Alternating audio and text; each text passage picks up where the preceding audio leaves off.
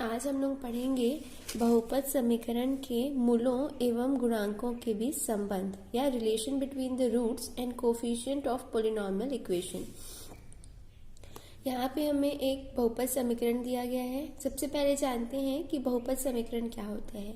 बहुपद समीकरण जो है किसी चर x या किसी भी चर के अलग अलग घातों के पदों को जोड़कर बनाया जाता है। इसमें हर एक पद में जो है x का अलग अलग घात होता है और प्रत्येक पद धन या ऋण चिन्ह से जुड़ा होता है।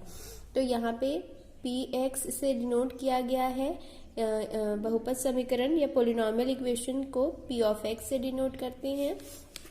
तो यहाँ पे दिया है a0 x का power n plus a1 x का power n minus 1 plus and so on an minus 1 x plus an equals to 0।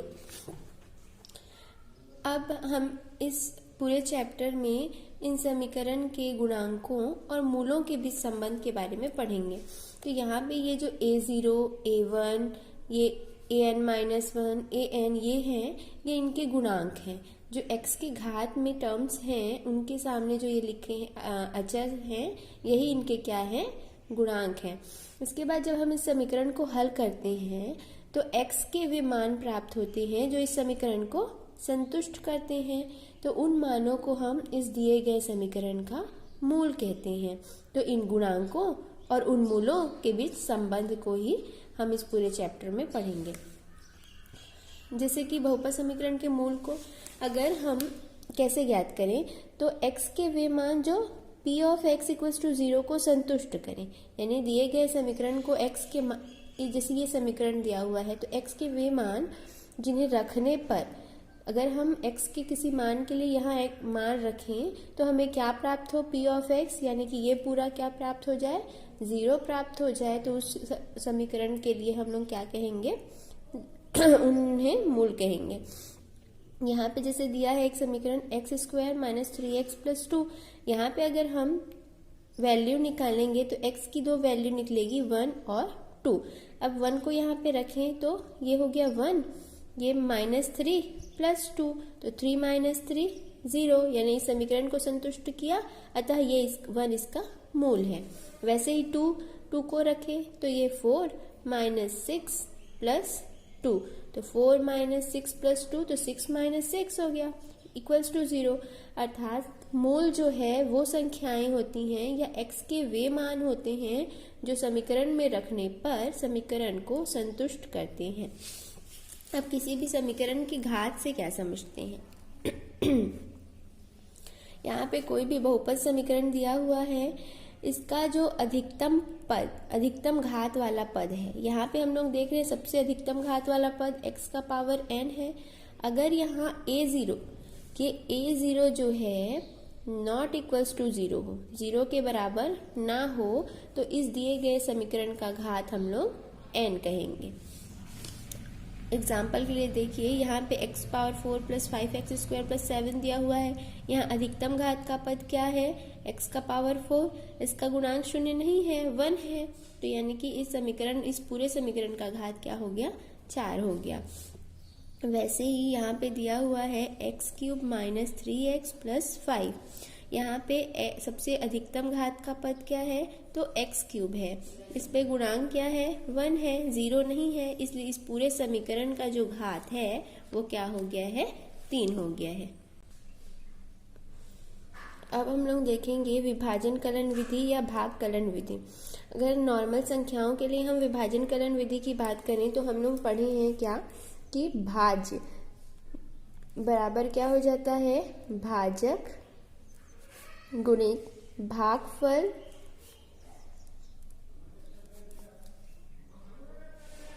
धन शेषफल, ये होता है। तो यहाँ पे हम लोग नॉर्मल संख्याओं के लिए छोटी कक्षाओं में इस भागकलन विधि को पढ़े हैं कि जिससे भाग देते हैं हम लोग उसे भाज्य कहते हैं, जिसे भाग देते हैं उसे भाजक कहते हैं। अब भाग देने पे हमें भागफल और शेषफल मिलता है, तो इन सब के बीच ये संबंध होता है कि भाज्य बराबर भाजक गुणित भागफल धन शेषफल। तो इसी संबंध को अब हम लोग बहुपद समीकरण के लिए पढ़ेंगे। मान लेते हैं कि fx और gx कोई दो बहुपद हैं। कैसे बहुपद हैं? शून्येतर यानी कि नॉन जीरो, पोलिनोमियल है यानी जीरो नहीं है। तो अगर fx और gx दो बहुपद हैं तो हम इन दोनों बहुपदों के लिए दो अद्वितीय बहुपद qx और rx इस प्रकार से प्राप्त कर सकते हैं कि fx एक क्या है, देखिए यहाँ से कंपेयर करते जाइए। भाज्य fx बराबर भाजक गुणित भागफल qx इंटू gx प्लस शेषफल rx, यानी कि यहाँ पे देखिए fx और gx पहले से दिए हुए हैं, मतलब भाज्य और भाजक दिए हुए हैं। अब हम भाज्य से जो है भाजक को भाग देंगे, तो यहाँ पे जैसे ही हम भाग देंगे तो हमें भागफल qx और शेषफल rx प्राप्त होंगे। तो इनके बीच जो है ये संबंध होता है। इसे ही क्या कहते हैं? भागकलन विधि या डिवीजन एल्गोरिदम। अब शेषफल देखते हैं। हम लोग किसी संख्या को भाग देते हैं तो कभी कभी शेषफल प्राप्त होता है और कभी कभी शेषफल प्राप्त नहीं होता है। कभी कभी शेषफल क्या हो जाता है? जीरो हो जाता है। तो यहाँ भी वैसे ही rx या तो जीरो होगा या तो, अब इसमें डिग्री देखेंगे, मतलब ये बहुपद है तो इसके लिए घात भी देखा जाएगा। तो या तो rx का घात जो है इस qx जो भाजक है आपका उससे छोटा होगा। तो शेषफल का डिग्री हमेशा जो है gx की डिग्री से छोटा होगा और या तो फिर ये क्या आ जाएगा? जीरो आ जाएगा। ये दोनों कंडीशन होंगी r ऑफ x के लिए। इसे अगर भाग के रूप में हम लोग प्रतीकात्मक रूप में देखें तो क्या हो रहा है? fx और gx दिया हुआ है, तो यहाँ पे देखिए fx भाजक है तो यहाँ पे ये gx से हम लोग भाग दिए तो भागफल qx और शेषफल rx प्राप्त हुआ। अब इस विधि का उपयोग, भागकलन विधि का उपयोग हम लोग कब करते हैं?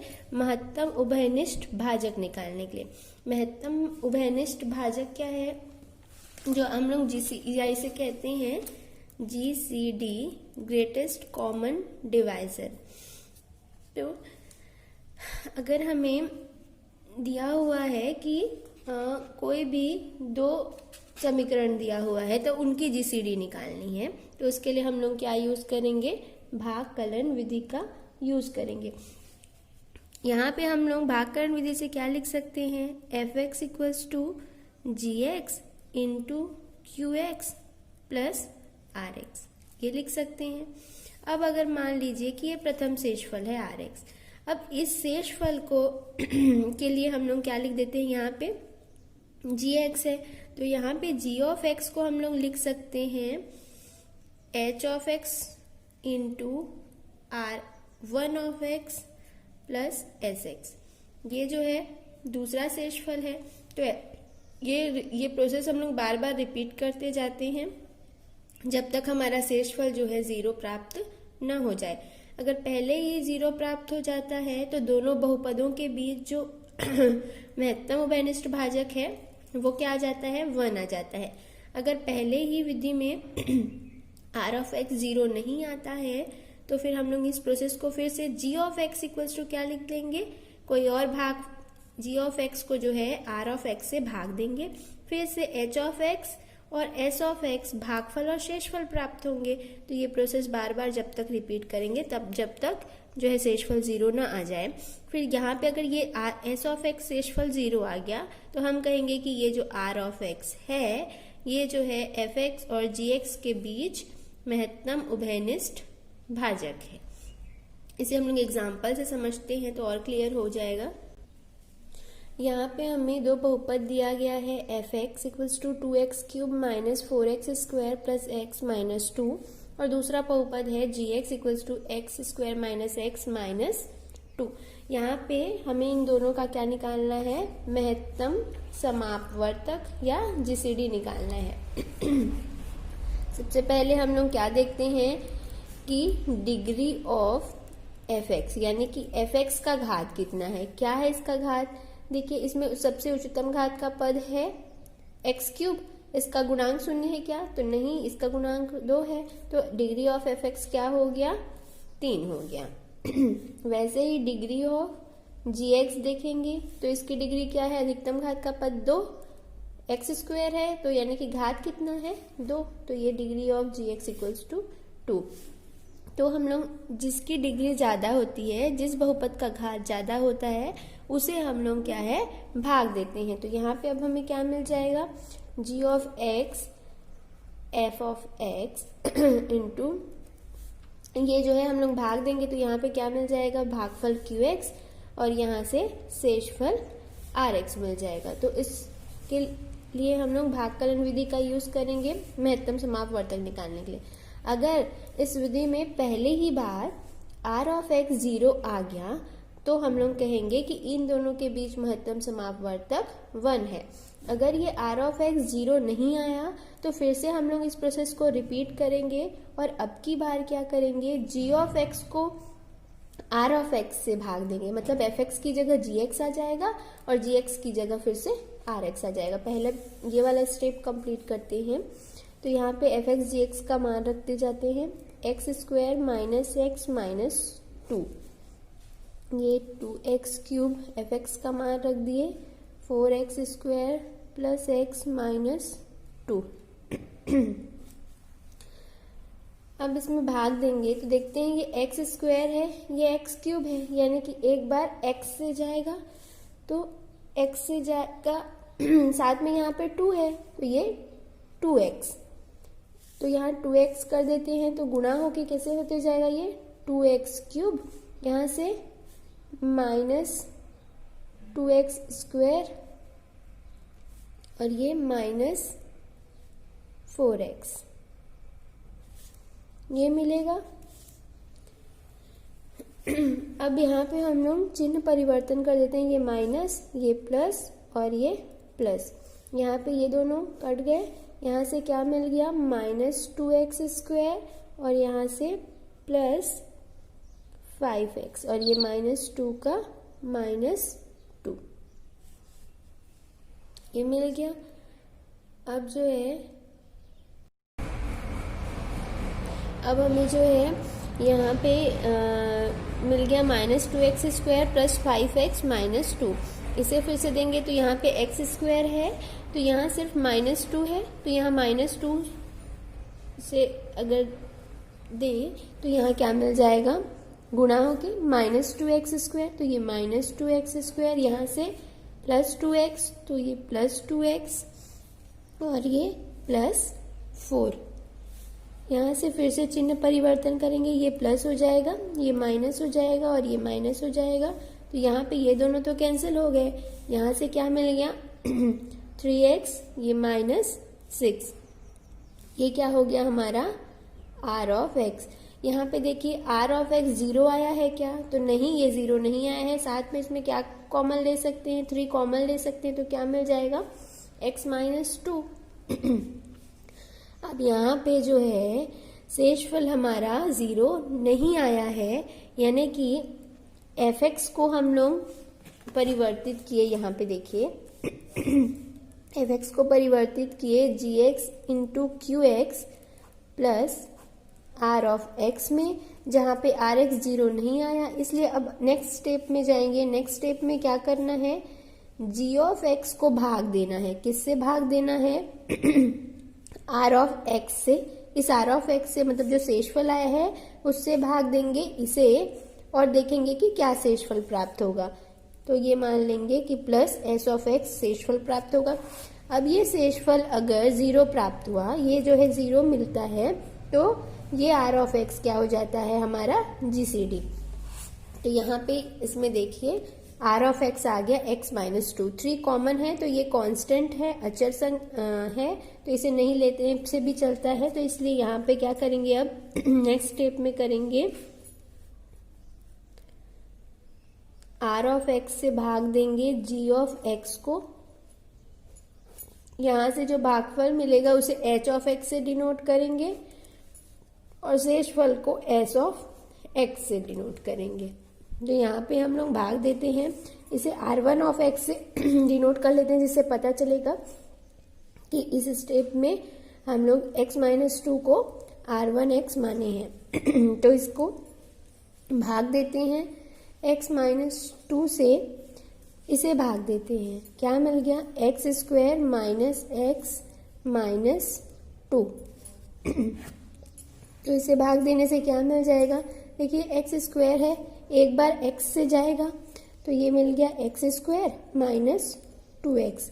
चिन्ह परिवर्तन कर देते हैं, ये माइनस ये प्लस, ये कैंसिल हो गया, यहाँ पे मिल गया ये x माइनस 2, यहाँ पे x माइनस 2 है, यहाँ पे x माइनस 2 है, कितनी बार जाएगा, प्लस एक बार, तो ये x माइनस 2 मिल गया। चिन्ह परिवर्तन कर देने पे ये क्या हो गया, दोनों कैंसिल यानी कि 0। s ऑफ x क्या मिल गया हमको, 0।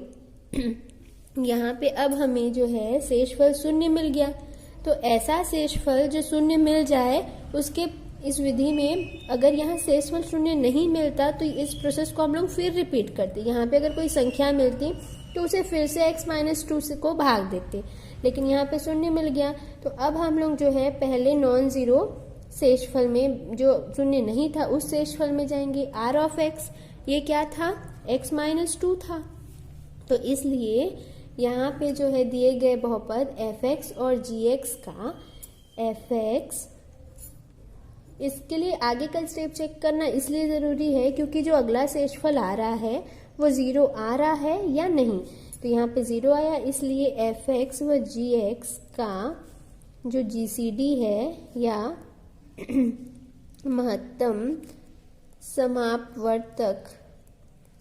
समापवर्तक है वो क्या हो जाएगा, x माइनस 2।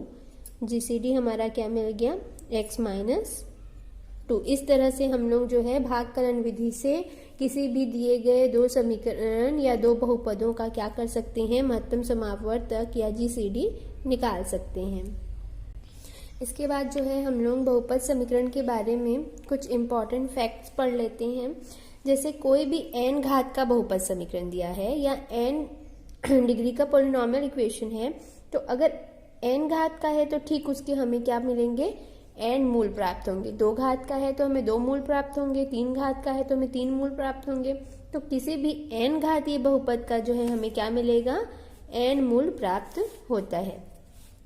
अगर कोई दिया गया समीकरण है उसके हमें वास्तविक गुणांक वाला समीकरण है, क्या कह रहा है कि कोई भी समीकरण है वो कैसा है, वास्तविक गुणांक वाला है, और उसे हमें समरिस मूल मिलता है। समरिस मूल मतलब एक ऐसा मूल है जो a प्लस आई बी मिल गया, एक मूल मिल गया क्या, a प्लस आई बी। तो अगर एक मूल समरिस मूल है तो दूसरा मूल जो है, ये पहला मूल अगर a प्लस आई बी है तो उसका दूसरा मूल जो है इसका संयुग्मी ही मिलेगा। इसका संयुग्मी अगर हम निकालेंगे इस समरिस संख्या का तो क्या मिल जाएगा, a माइनस आई बी मिल जाएगा। तो इसी चीज को कह रहा है कि अगर कोई वास्तविक गुणांक वाला हमें समीकरण मिलता है और उसका अगर हम लोग मूल निकालते हैं, तो अगर समरिस मूल मिल गया, एक समरिस मूल मिला मतलब उसका दूसरा मूल भी क्या होगा, इसका संयुग्मी। अगर ये a प्लस आई बी है तो दूसरा जो है a माइनस आई बी होगा। तीसरा पॉइंट क्या कह रहा है कि अगर कोई परिमेय गुणांक वाला समीकरण है, परिमेय यानी p बाई क्यू के रूप का समीकरण है, और उसका एक मूल जो है a plus under root B के रूप में मिल गया, a plus under root B मिला, तो दूसरा मूल कैसा मिलेगा, a minus under root B. तो यहाँ पे हमें जो है बहुपद समीकरण को हल करने के लिए जब हम इसका हल करेंगे, अलग अलग क्वेश्चन के लिए अलग अलग निकालेंगे, तो इन तीनों फैक्ट्स का यूज़ करेंगे कि अगर n घात का बहुपद दिए रहेगा तो हम पता लगा लेंगे कि उसमें कितने मूल मिलेंगे, n मूल। अगर इसे हल करते हुए या फिर प्रश्न में ये दे दिया कि एक मूल समरिस संख्या है, तो हमें ये ज्ञात हो जाएगा कि उसका दूसरा मूल भी समरिस संख्या होगा और वो पहली समरिस संख्या का क्या हो जाएगा, संयुग्मी हो जाएगा। वैसे ही अगर a प्लस रूट बी के रूप का एक मूल मिला तो दूसरा मूल भी a माइनस रूट बी के रूप का मिलेगा। अब हम लोग देखते हैं सांश्लेषिक भाजन या सिंथेटिक डिवीजन। इसका इस विधि का हम लोग यूज करेंगे इस पूरे चैप्टर में। ये क्या है, अगर कोई बहुपद दे दे fx, ये भी जो है, ये जो सिंथेटिक डिवीजन है ये भी भागफल और शेषफल प्राप्त करने के लिए ज़्यादातर यूज किया जाता है। यहाँ पे अगर एक बहुपद f(x) दिया है और उसे हम x माइनस एच से विभाजित करते हैं, ये बात ध्यान रखिएगा कि इस विधि का उपयोग हम लोग तभी कर सकते हैं जब हमें x माइनस एच टाइप के ही बहुपद से भाग देना हो। अगर यहाँ पे h की जगह जो है कोई कांस्टेंट 2, 3, 4 ऐसा ले सकते हैं, तो अगर इसी टाइप की चीज़ों से हमें भाग देना हो तभी हम संश्लेषित भाजन का यूज़ करेंगे। तो कोई बहुपद दिया हुआ है, उसे x माइनस एच से भाग करना है, तो हमें भागफल gx और शेषफल r कैसे प्राप्त होता है इसके बारे में क्या है। यहाँ संश्लेषित भाजन में क्या किया है, सबसे पहले एक बहुपद ले लिए f(x). क्या है ये, a0 x का power n plus a1 x का power n minus 1 plus and so on a n minus 1 x plus a n। ये जो है बहुपद दिया हुआ है। अब इसे मानते हैं कि x माइनस एच से विभाजित कर रहे हैं, तो यहाँ पे जो h रहेगा, याद रखिए ये x माइनस एच के रूप में है। तो यहाँ पे हम लोग क्या करते हैं, सबसे पहले इसके जो गुणांक हैं उन्हें लिख देते हैं। तो ये a0 लिख दिए, a1 लिख दिए, यहाँ पे a2 तो a2 वैसे an माइनस 1 तो an माइनस 1 और an तो यहाँ पे an। इस तरह से पहले f(x) के पूरे गुणांकों को लिख देते हैं। इसके x माइनस एच से भाग दे रहे हैं तो हम लोग h को यहाँ पे लिख देते हैं। अब जो है a0 को एज इट इज b0 लिख देंगे, यहाँ पे a0 को ही b0 लिख देंगे। अब नेक्स्ट स्टेप में क्या करेंगे, h इंटू b0 कर देंगे, इन दोनों का गुणा करके यहाँ पे लिख देंगे। अब यहाँ पे लिख दिए h इंटू b0, फिर a1 plus h into b0 कर देते हैं। इन दोनों को क्या कर देते हैं, जोड़ देते हैं, जिससे जो संख्या मिलेगी इन दोनों को जोड़ने पे उसे क्या कहेंगे, b1। यानी कि b1 equals to a1 plus h b0। यहाँ पे b1 मिल गया। फिर नेक्स्ट वाले स्टेप के लिए क्या करते हैं, h इंटू b1। तो ये h इंटू b1, तो a2 प्लस h b1 कर देते हैं, इन दोनों को जोड़ देते हैं तो b2 मिल जाता है। वैसे ये प्रोसेस हम लोग जो है रिपीट करते जाते हैं लास्ट स्टेप तक। फिर लास्ट स्टेप में जब हम जोड़ते हैं तो उससे जो प्राप्त होता है वो क्या हो जाता है, हमारा शेषफल r। तो यहाँ पे r शेषफल मिल जाता है। और भागफल कैसे मिलेगा, देखिए हमें n घात का बहुपद दिया था, एक जो टर्म है वो शेषफल हो गया, इसलिए जो बाकी बचा है वो क्या है, भागफल है। और इसे कैसे लिखते हैं, यहाँ से b0 plus b1 into x का एक घात का गुणा कर देते हैं, plus b2 x square plus and so on bn minus 1। यहाँ x पावर n तक गया था तो एक टर्म कम, यानी कि x पावर n माइनस 1 तक जाएगा। इस तरह से जो है हम लोग संश्लेषित भाजन से भागफल और शेषफल निकाल सकते हैं। इसे हम लोग एग्जाम्पल से समझते हैं।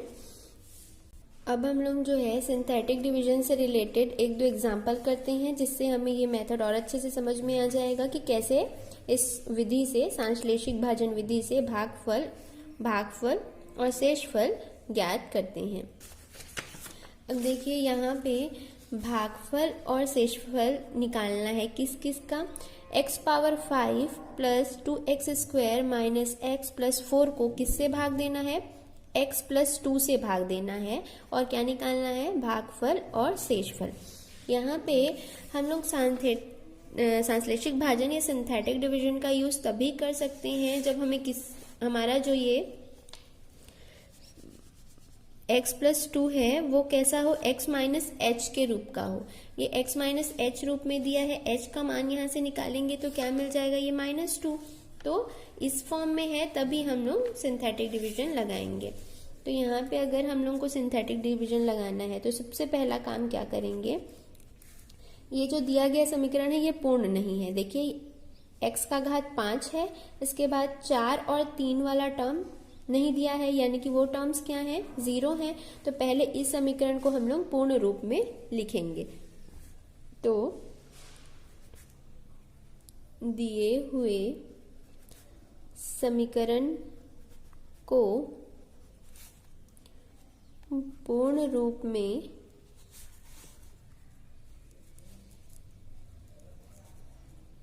लिखने पर अब हमें जो है इसे पूर्ण रूप में लिखना है, तो क्या करेंगे, पूर्ण रूप में लिखने के लिए बाकी जो घात नहीं दिए हैं उनके गुणांकों को शून्य मान लेते हैं। तो 4 का घात नहीं दिया है तो इसे शून्य मान लेंगे। 0 इंटू एक्स का पावर 4 प्लस 0 इंटू एक्स का cube plus 2x square minus x plus 4। ये हो गया हमारा दिया गया समीकरण। इसे मान लेते हैं कि ये f ऑफ x है। ठीक है, फिर इसके बाद जो है क्या करते हैं, हम लोग को दिया है x प्लस 2 इक्वल्स टू 0। तो यहाँ से अगर हम x माइनस एच की तरह h का मान निकालें तो x इक्वल्स टू क्या आ गया, -2।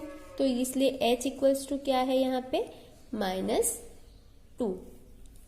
अब हम लोग सिंथेटिक डिवीजन लगाएंगे सांश्लेषिक भाजन विधि से। सांश्लेषिक भाजन विधि से सबसे पहले सांश्लेषिक भाजन विधि में दिए गए समीकरण के गुणांकों को हम लोग लिख देते हैं। तो यहाँ पे गुणांक क्या है, तो ये 1 है, इसका गुणांक 0, इसका गुणांक 0, फिर यहाँ पे 2, यहाँ पे -1 और यहाँ पे ये 4। इस तरह से गुणांकों को लिख दिए। इसके बाद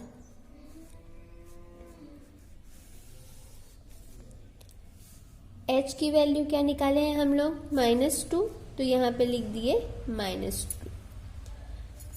ये फर्स्ट टर्म को तो एज इट इज नीचे लिख देते हैं, तो ये मिल गया 1। अब इसका गुणा इसके साथ करते हैं तो क्या मिल गया, -2 गुणित 1 यानी कि ये -2, तो यहाँ पे लिख देते हैं हम लोग क्या, -2। अब इन दोनों को जो है जोड़ देते हैं, 0 -2, तो क्या मिलेगा हम लोग को, -2। अब क्या करेंगे, फिर से इस 2 को इस 2 के साथ गुना करेंगे, क्या मिल जाएगा, 2 गुणित 2 यानी कि ये मिल गया 4। अब जो है इस 0 और 4 को जोड़ देते हैं, क्या मिला, 4। फिर से 4 गुणित 2 करते हैं, क्या मिलेगा, ये -8। फिर इन दोनों को जोड़ेंगे तो -6। फिर इन दोनों का गुणा करेंगे तो क्या मिल जाएगा, -6 और -2 तो ये 12। अब -1 धन 12 करेंगे तो 11। अब 11 गुणित 2 करेंगे तो 22 और यहाँ से -22 धन 4 करेंगे तो मिलेगा क्या, -18। अब यहाँ पे जो ये लास्ट टर्म बचता है इसे हम लोग क्या करते हैं, शेषफल मान लेते हैं। तो यहाँ से शेषफल r ऑफ x क्या मिल गया, -18। और भागफल क्या होता है, तो भागफल मिल गया हमारा q ऑफ x से डिनोट करते हैं इसे। यहाँ पे फर्स्ट टर्म को एज इट इज लिखते हैं, तो ये हो गया फर्स्ट टर्म में x का पावर 4 का गुणा करते हैं, तो ये हो गया x का पावर 4 -2x³। यहाँ पे घात कहाँ से शुरू करेंगे, यहाँ पे दिया गया घात 5 था, तो यहाँ पे क्या हो जाएगा, घात 4। तो यहाँ x के घात 4 -2x³, यहाँ धन 4x² -6x धन 11। ये जो है हमारा भागफल बन गया या इतने से, और ये जो लास्ट टर्म बचा था ये क्या हो गया हमारा शेषफल, -18। तो इस तरह से हम लोग सांश्लेषिक भाजन विधि या सिंथेटिक डिवीजन से किसी भी दिए गए बहुपद का ये लेकिन x माइनस एच फॉर्म में ही रहना चाहिए, उसका हम लोग क्या कर सकते हैं, भागफल और शेषफल निकाल सकते हैं। अब हम लोग जो है सिंथेटिक डिवीजन का एक और क्वेश्चन प्रैक्टिस करते हैं। इसमें क्या किया है, सेम क्वेश्चन है, वही बहुपद दिया हुआ है, x+2 से ही भाग देना है, लेकिन अब की बार किसके अंतर्गत भाग देना है, मॉड्यूलो 5 के। यहाँ पे क्वेश्चन में अब क्या क्या है कि इस बहुपद को x+2 द्वारा मॉड्यूलो 5 के अंतर्गत भाग देने पे भागफल और शेषफल ज्ञात करना है। मॉड्यूलो 5 का मतलब क्या होता है, अगर कोई भी नंबर है, कोई भी संख्या है, जैसे कि कोई भी संख्या, जैसे हम लोग ले लिए 4, 4 को अगर हम लोग मॉड्यूलो 5 लगाएं इसमें तो क्या मिलेगा, 5 से ये मॉड्यूलो 5 लगा दिए तो क्या मिल जाएगा यहाँ पे, ये 5 से अगर भाग जाने के लिए कितना कम है, 1 कम है, तो इसलिए 4 मॉड्यूलो 5 लगाने पे हमें क्या मिल गया है, ऋण 1 मिल गया। वैसे ही अगर हमें कोई संख्या देता 15, इस पे मॉड्यूलो 5 लगाते, मॉड्यूलो 5 का मतलब ये होता है कि 5 से भाग देने पे शेषफल क्या मिल रहा है, किसी संख्या को 5 से भाग देने पर शेषफल क्या मिलेगा। तो यहाँ पे देखिए 5 से भाग दिए, 5 दिया 15, ये पूरी तरह से भाग गया तो इसलिए ये क्या आ जाएगा, इसका शेषफल 0। वैसे ही यहाँ पे अगर 14 देता, 14 मॉड्यूलो 5 कहता तो 5 दूनी 10, 10 आने के बाद क्या बच रहा है, 4 बच रहा है, तो इसलिए 14 मॉड्यूलो 5 क्या आ गया, 4 आ गया। वैसे ही अगर कोई ऋणात्मक संख्या दे दे, ऋण 4 दे दे, ठीक है, तो यहाँ पे अगर ऋण 4 दे दिए तो ऋण 4 के लिए क्या मिल जाएगा, यहाँ ऋण 4 या ऋण 6 ले लेते हैं, ऋण 6 ले लेते हैं। तो ऋण 6 के लिए हम लोग देख रहे हैं 5 दूनी 10 होता है, तो 10 5 से तो ये ऋण 6 मतलब इस ऋण को जो है हमें मॉड्यूलो 5 के अंतर्गत प्लस बनाना है, तो ऋण 6 में मॉड्यूलो 5 लगाएंगे तो 5 से इसे करेंगे तो ये तो ऋण नहीं बनेगा, लेकिन 5 दूनी 10, तो 10 में ऋण 6 जाएगा तो ये क्या आ जाएगा, 4।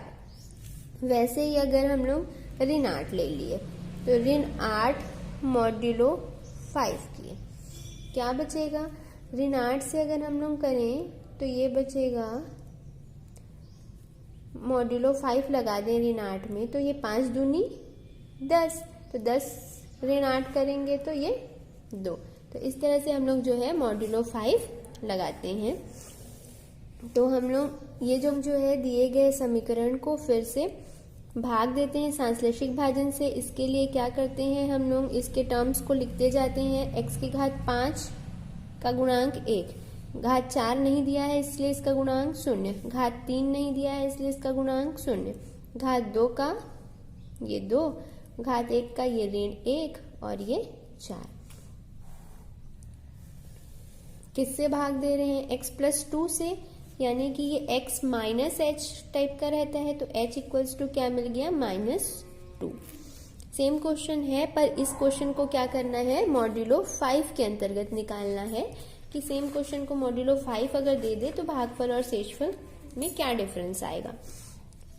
अब ये 1 का 1 लिख देते हैं, -2 तो ये -2 हो गया।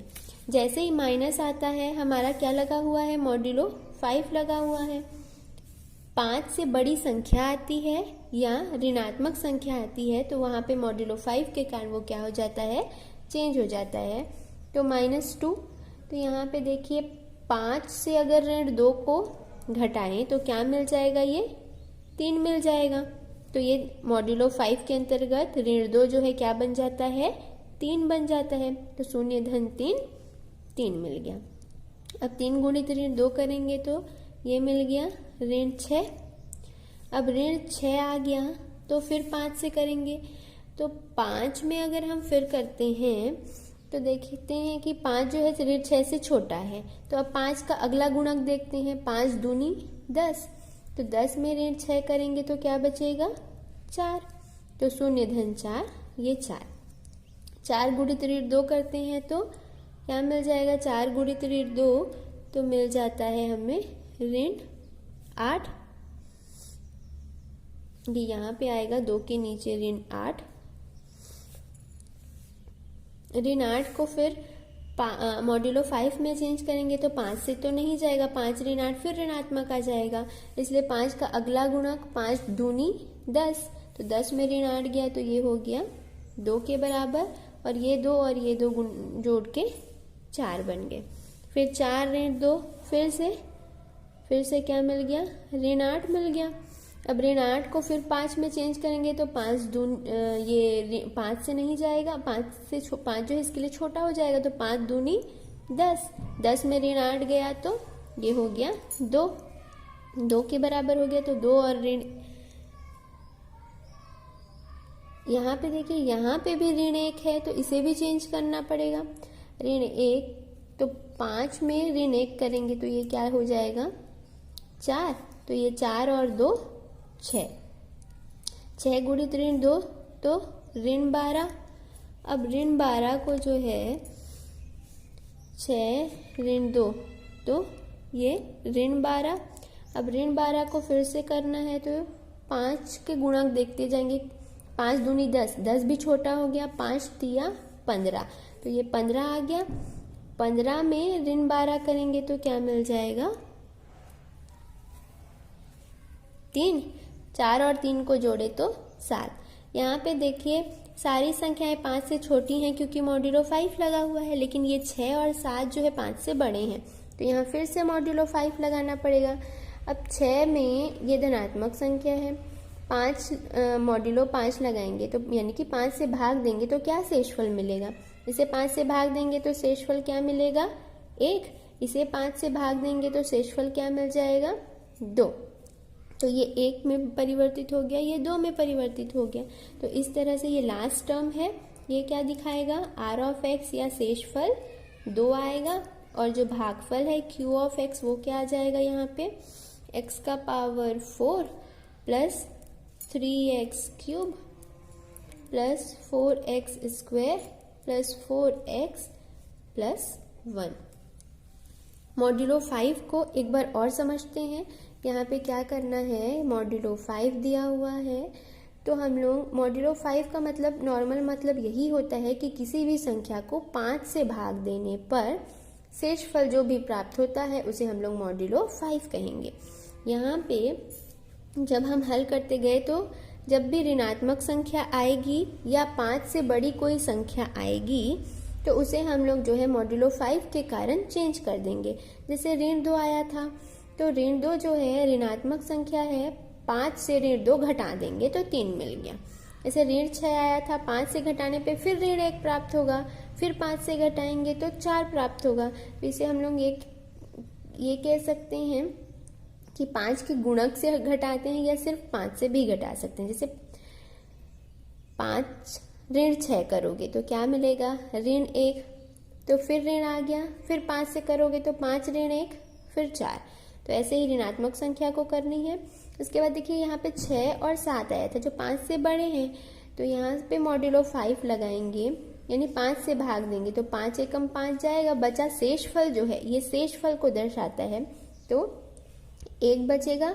वैसे ही 7 को भाग जाएगा, 5 एकम 5, बचा कितना शेषफल तो 2, तो 7 किसके बराबर हो जाएगा मॉड्यूलो 5 में 2 के बराबर, और 6 जो है 1 के बराबर हो जाएगा। तो इस तरह से हमें जो है भागफल और शेषफल सिंथेटिक डिवीजन से प्राप्त हो जाएगा। अब हम लोग पढ़ेंगे कि दिए हुए मूलों से कैसे समीकरण बनाया जा सकता है। अगर कभी हमें ये पता हो कि किसी समीकरण के मूल अल्फा 1, अल्फा 2, अल्फा 3 इस तरह से इसके मूल हैं, तो समीकरण क्या हो जाएगा, एक अचर गुणांक a0 into X minus alpha 1, X minus alpha 2, X minus alpha 3 and so on equals to 0, जहाँ पे a0 क्या है कोई अचर है। तो इस तरह से अगर हमें मूल प्राप्त हो तो हम समीकरण बना सकते हैं, और समीकरण प्राप्त हो तो हम उसके मूल निकाल सकते हैं।